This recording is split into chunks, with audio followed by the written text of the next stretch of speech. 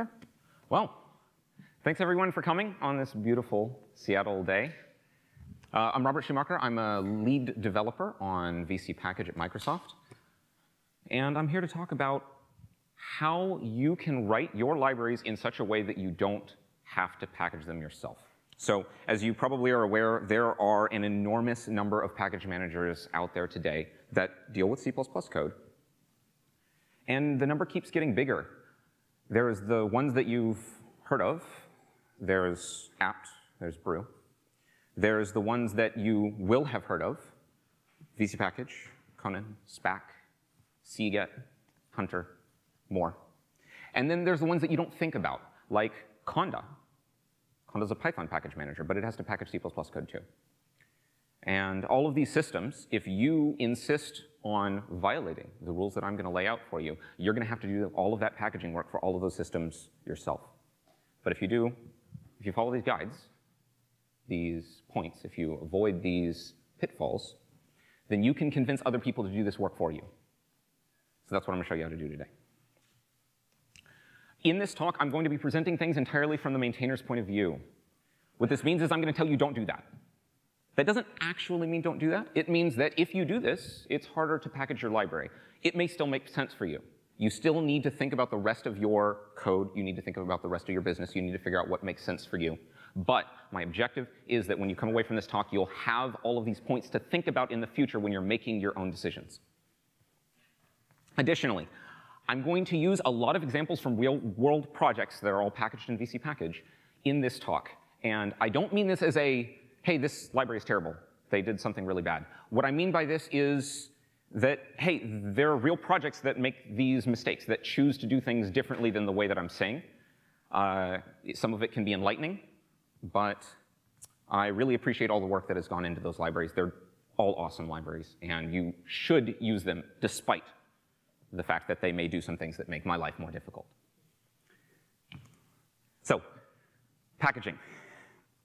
The first and most common mistake that people make when they think about packaging is they only think about themselves and the user. There's a lot more moving parts in a packaging system. In most packaging systems, in the way that I'm proposing it, there is going to be a third party that acts as an intermediary between you and the user, this maintainer who will take the stuff that you chose to do, and they're going to make it work in a system that you didn't even know existed. And that maintainer doesn't necessarily know how your code works. They don't necessarily know how to even use your code. They may not have even contributed to your project before, and they are a human, and they will make mistakes. So a general theme throughout this talk is going to be, how can you write your build system and your library in such a way that when the maintainer makes a mistake, they'll see it and they'll fix it, instead of it blowing up on some user's machine some number of years down the line. So, first, build systems. Rule number one, use a popular build system. If you use, every build system is bad. We know that. Every build system is terrible. They all have their problems. If you use a popular build system, then you are bad in the same way that everyone else is bad, and I know how to deal with that. If you come up with your own new and clever ways to be bad, now you're a problem. You're a real problem, because I have to figure out what you did differently that is different than everyone else. So these are the three most common build systems we see today inside of vcpkg. msbuild and cmake by far dominate. And the reward for choosing a package manager, the reward for using a build system that isn't mainstream is not getting packaged. There is no positive outcome of that. Now, again, as I said in the foreword, this is all prefaced with, this is from the maintainer's perspective. Certainly, I don't mean to say that you should never make a new build system. We need to keep evolving in those areas, but you need to acknowledge that it makes it more difficult to package. Here's some examples. So, everyone's aware of boost build, but what you might not be aware is that OpenSSL is like thousands of lines of handwritten Perl. Ooh, exciting.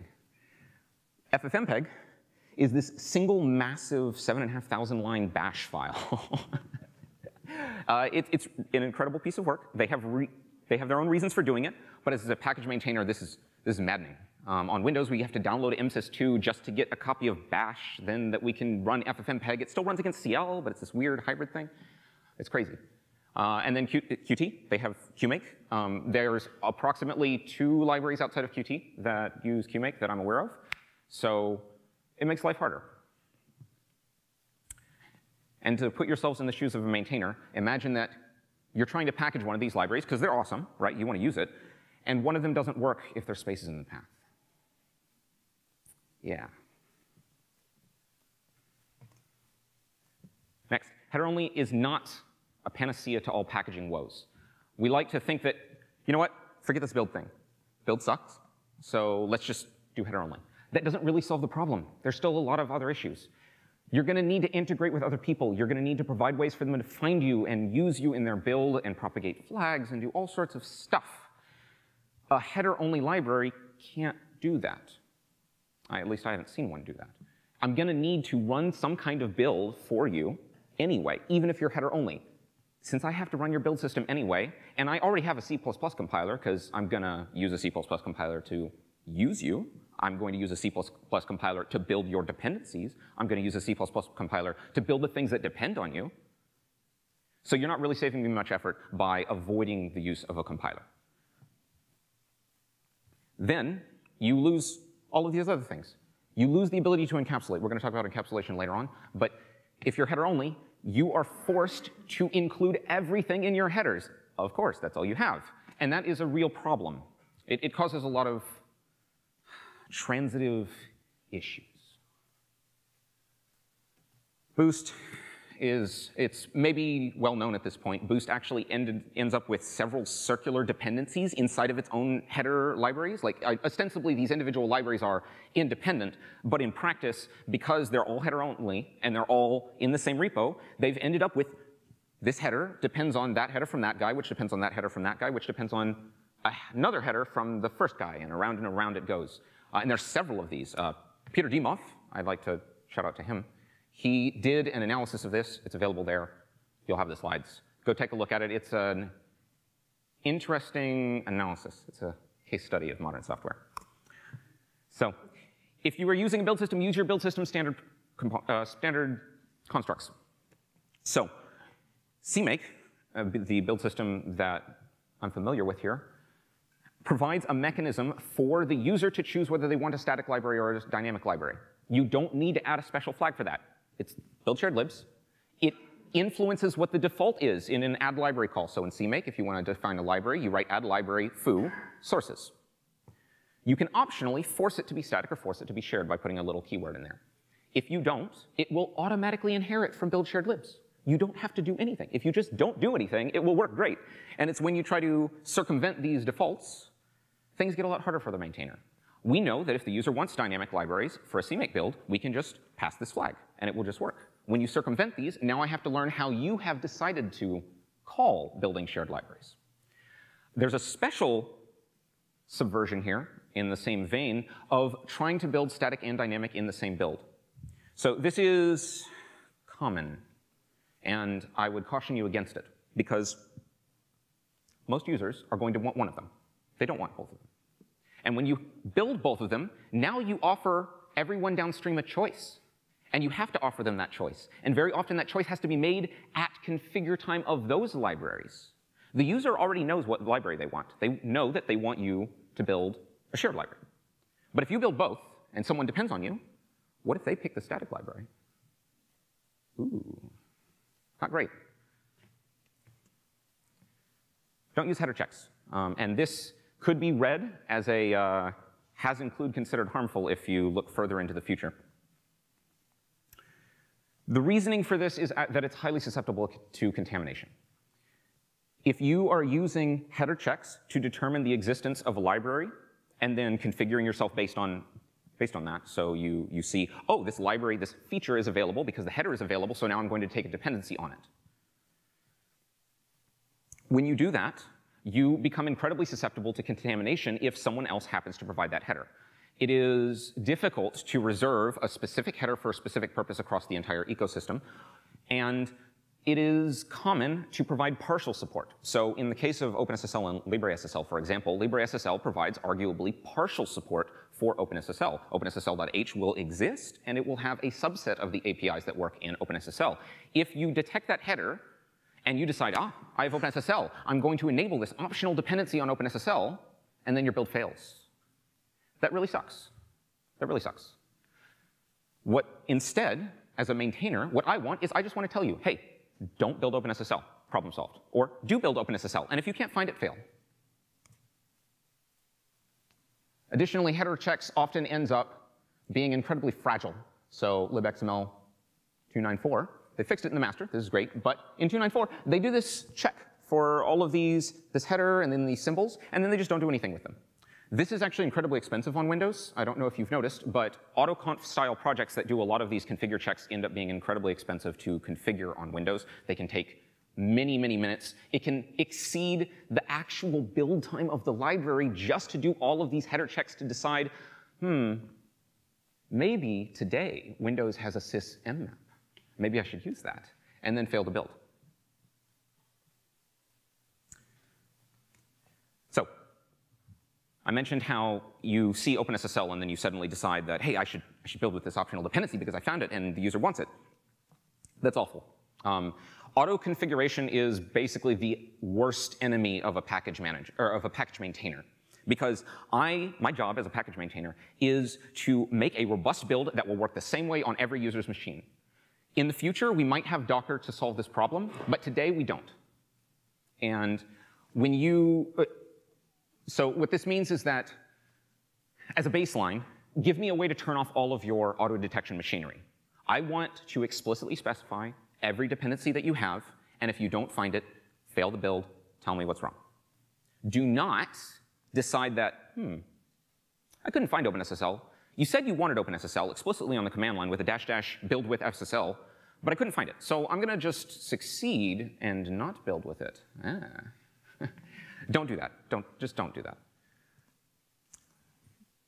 And just to show that this is an equal opportunity thing here, I've been the CPU Rust SDK maintainer for the last several years, and we do this. We do this incorrectly, and this is a bug, and we should fix it. But we will fall back to an old embedded WebSocket++ implementation that we have checked into the repository if we can't find an external one. This is terrible because I'm a maintainer. I'm going to make mistakes, right? I'm going to install WebSocket++, or maybe WebSocket++ is going to, they're going to upgrade and they're going to change their header paths. And so you were searching for the header paths previously. You no longer find them. You determine that the library is not installed, but it's okay. You silently fall back to your old version that is checked in.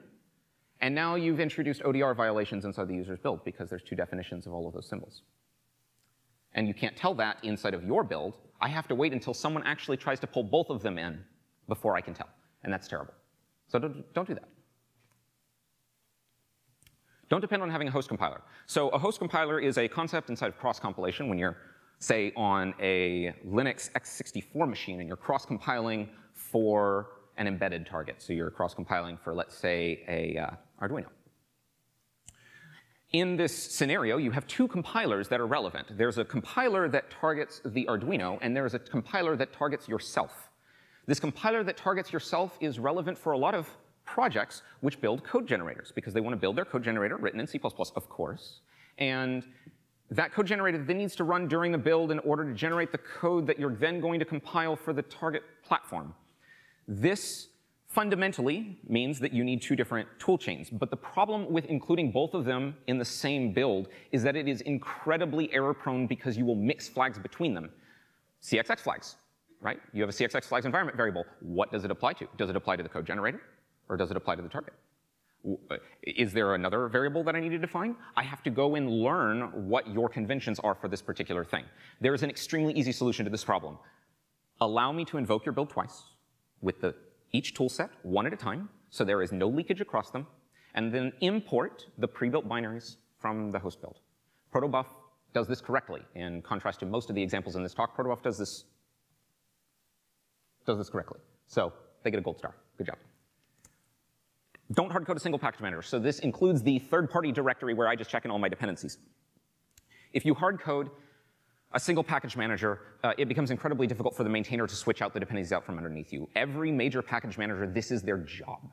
Their job is fundamentally to manage your dependencies, and manage your dependencies, and manage the things that depend on you.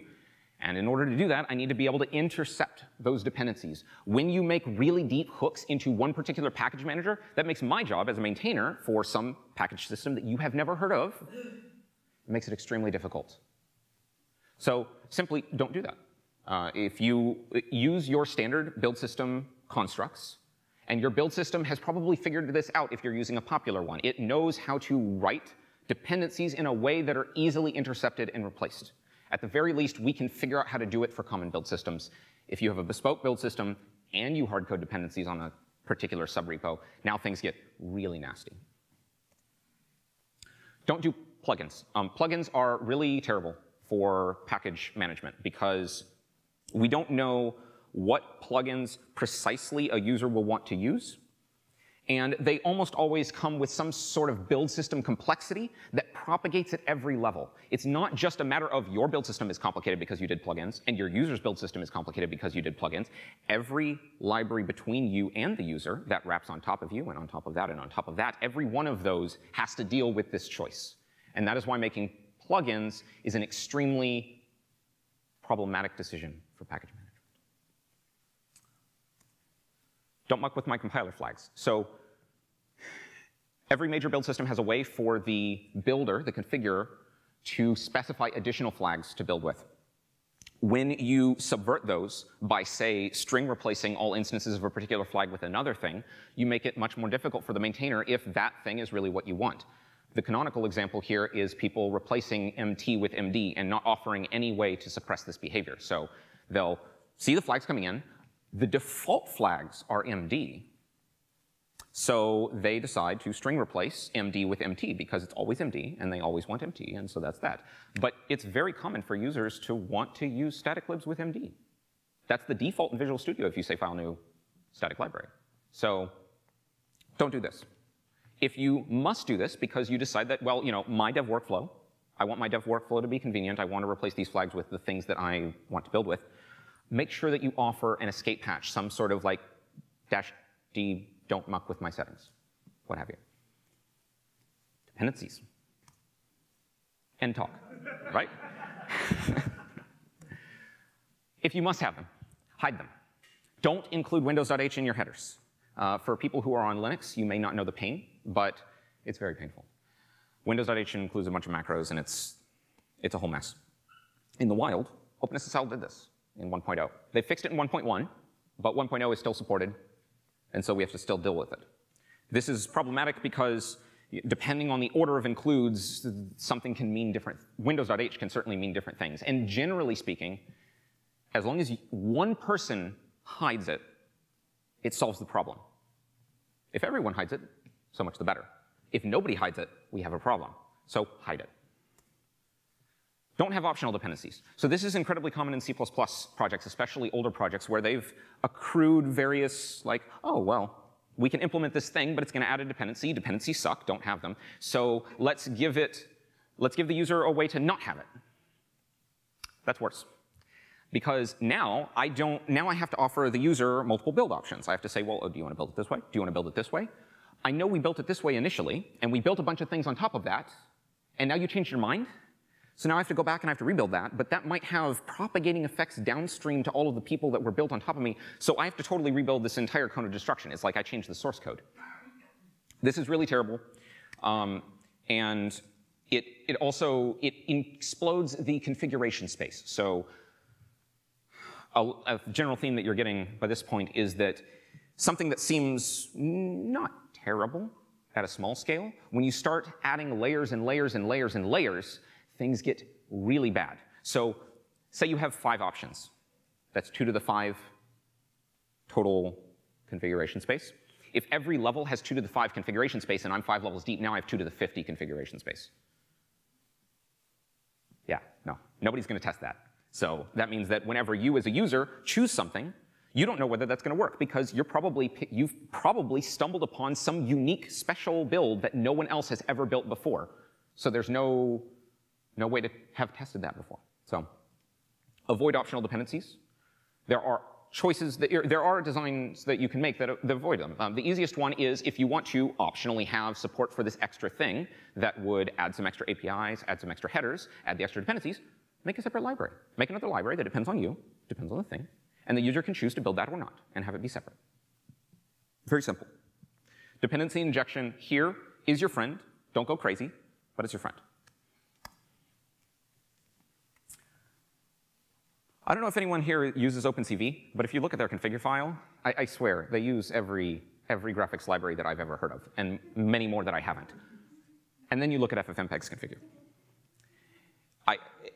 It takes a good 10 seconds to load on GitHub when you click that configure file, that 7.5 thousand line bash file, and there's a good chunk of it that's just, do you want to use this library? Do you want to not use that library? Do you want to use this other library? This one, this one, this one, this one, and it goes on for 200 lines of just options. It's crazy. And what's the chances that all of those options are going to work? Adopting your dependencies quickly. This is incredibly important.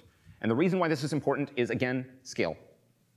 If your dependency releases once a year, and it takes you half a year to adopt their new version, and someone who uses you takes 3 months to adopt you, and 1.5 to adopt them, and half that to adopt them, we finally get to use n minus 1 when n is released. So you're permanently one version behind. That sucks. That's terrible. You as a developer, do you want your library to not be available until you release the next version of it? That's crazy, right? You don't want that. Don't wish it upon your fellow developers. This means that you need to adopt new versions of dependencies quickly. Your old versions will still support the old versions, because that's what they did at the time. Your new versions will support new versions. Right now, you need to support their right now version. Don't replace APIs when using 17 versus 14. So this only applies if you are trying to support 14 and 17 at the same time. So in 17, we added a bunch of very nice features to the standard, and it's reasonable to want to make use of them. However, what I will caution you against is do not break your API when upgrading. The compiler vendors and the STL maintainers, they go to enormous amounts of effort to make these things compatible, that you can just upgrade your code and everything's great, and you can do it incrementally, because at scale, it's really hard to upgrade everyone to 17 at once. So in order to support this sort of vision, this goal of our community, you need to build a single binary that supports both. And this one's for Titus. Most commonly, this is caused by polyfills. So you will, polyfill is a term that comes from the browser community. Basically, they made new JavaScript standards. People wanted the new shiny. They were on old and busted. So then they made a filler that implements the new shiny on the old and busted. Most commonly today, that's Boost. Though Boost is a little bit upside down because Boost had it first often than the standard, but it ends up being used as a polyfill because you want stood thread. You can't use 11, so you use Boost thread. But when you switch between them in your headers, this means that you cannot build a single binary that supports both at the same time, which means that all of the people who consume you, potentially transitively if you're publicly depended upon, all of them must be on the exact same C++ version. And this is something that the compiler vendors have worked really hard to not require. So there are relatively easy ways to solve this. One is make your polyfill implicitly constructible from the standard one. Then you just make your polyfill APIs always, and it's implicitly convertible. I'll get you at the end. Yeah, you can make your polyfills implicitly convertible. That's one option. Or the other option is you can provide both API sets. And as long as your binary is built with 17, you will provide both APIs, and then consumers will only see the 14 APIs if they're in 14, and if they're in 17, they'll see both, or just the 17 ones. And this way, you can have one binary that does support both scenarios. Don't worry about ABI. Worry about API. C++, unfortunately, the ABI ship has sailed. We're trying to pull it back in the harbor a little bit, but it's mostly out there. So you should take all of that effort that you would normally spend on worrying about ABI and write really good APIs. It's really easy to recompile my code as long as you didn't break me.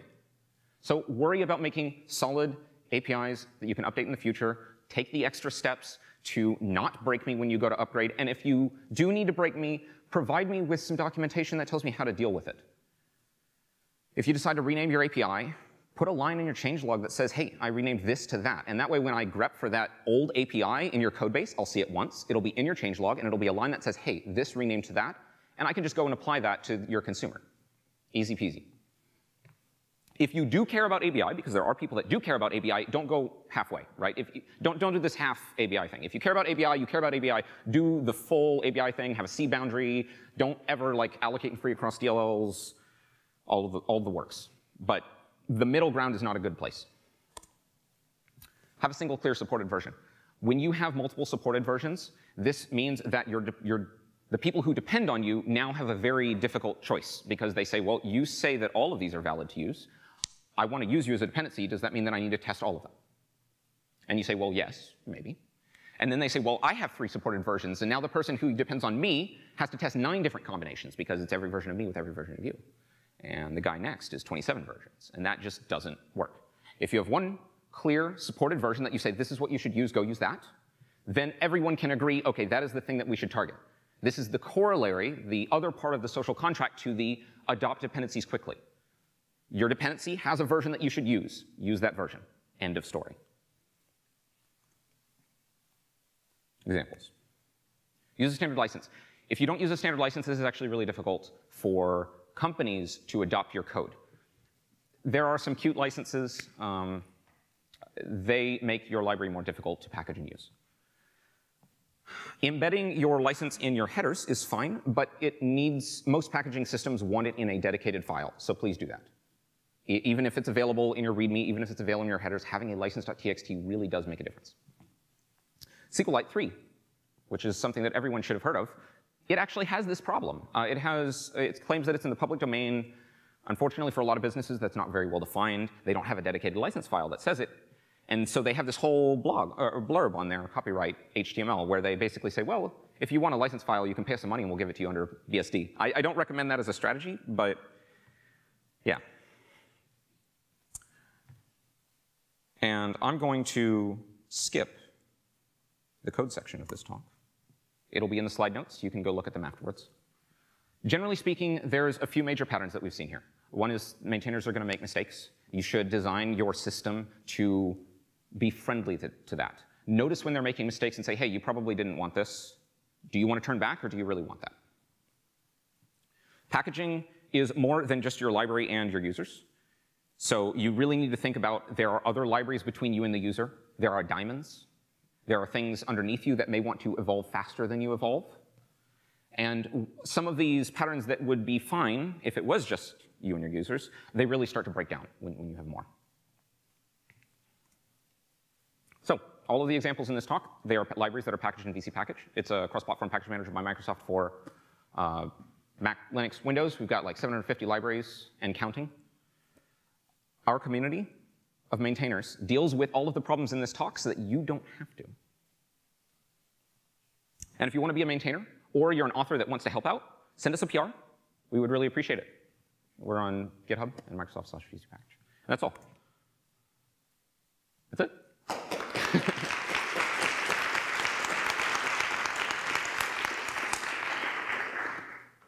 Go for it, Titus. Grill me. First off, great, good job. We need so much more guidance like this, and I want to reiterate so hard the statement that everyone that thinks of package management as just your layer and the layer above you has missed entirely the problem. So thank you for saying that. On the subject of polyfill vocabulary types, like you super don't want to have 2 vocabulary types in the same ecosystem, in the same code base. And the reason that we did what we did is specifically to avoid the issues of you can't have ambiguous conversions or multiple chains of implicit conversions or overload sets or specializations when those types don't both exist at the same time. And I think the fundamental answer is there's not a good solution here, but yeah, like, sorry for making your life more difficult. I'm pretty sure that we have made the users' lives easier. There is a third option, which was not listed. Well, it was listed, but it wasn't explicitly listed, which is don't polyfill. Say you only require C++17. That's also a solution to the problem. Just wanted to point that out. But thank you very much, Titus. Hi. Again, great talk. Thank you. I have a problem, though. I didn't quite catch a good solution to the dependencies problem. Say I write a library and it has a bunch of dependencies and whatnot, and you first said that I shouldn't I don't rely on a particular package manager, and also that I shouldn't have dependencies. And then how can I make a packagable library with multiple dependencies and not rely on a single package manager? Absolutely. So this talk is not necessarily meant to be a single prescriptive, you should do this, this, this, and you will be packageable. It's more of a, if you do these things, it's going to be harder. That's all. So definitely, if you have dependencies, you need dependencies. Like, I'm not saying don't use OpenSSL. Don't roll your own crypto, right? Like, definitely use OpenSSL, okay? But that means that you need to deal with that. And what that means is you need to follow your build system's best practices for how to depend on the thing. Ideally, you only depend on what you really, really need, and so it's not optional. If you want to have optional things, make other libraries that people could optionally choose to use that library or not. That's a whole separate thing, right? So if you have a set of dependencies, and that's what you need, then that's what you need. Adopt new versions quickly. Do all of the things that do apply, right? So this is not intended to be do all of these things. It's a think about all of these things and do what applies to you and what makes sense in your situation. But thank you for the question. Regarding the recommendation to not auto-detect things. I'm sorry? The recommendation to not auto-detect things. Yes. In your environment, how far would you go with that? Would you include figuring out which operating system you're on? I would strongly recommend, because most developers, most open source projects that I've seen, they will be much better served with simply checking macros in their header. It's way easier to deal with headers than it is to deal with build systems, because all of the headers are C++. I know C++. I don't know your 5,000-line Perl script. So if you detect inside of a header saying, if Windows do this, if Linux do this, if it fails to build on my crazy system that is unique, it's really easy for me to just go in there and add an if-else for me, right? That's really easy for me to understand. If it detects that I happen to have mmap, but mmap doesn't pull in this other header that you implicitly depended upon that you didn't know about, like, that's way harder for me to deal with. So that is what I would recommend, is if you need to do platform stuff, use the OS macros. Thank you very much for the question. So about your recommendation to switch to new versions of dependencies quickly? Yeah, support them. Support. Okay, maybe that's actually already the answer. So like the question is, if I'm switching to new version, like how am I going to make that work for like old distributions of Ubuntu, for example? Like I'm going to make life for the packager hard, basically. Right. So things don't work if we insist that every library needs to support 100 versions of all of their dependencies, right? That totally does not work at scale. So the solution for this is you do need to decide what you, in the hat of the talk, it is support the supported version. That's it. The author of the project will tell you what version you should use, and you should use that version. At any given point in time, if you're doing development, you should be targeting that version. End of story, because that works, right? Everyone is using the supported versions, and it works. Now, taking that hat off a little bit, you do need to support Ubuntu, right? So you may choose to support both of those versions, the version in Ubuntu or the version that is latest. We need your mic. Oh, I am so sorry. Thank you, everyone, for coming. I really appreciate it. It's great to see so many people.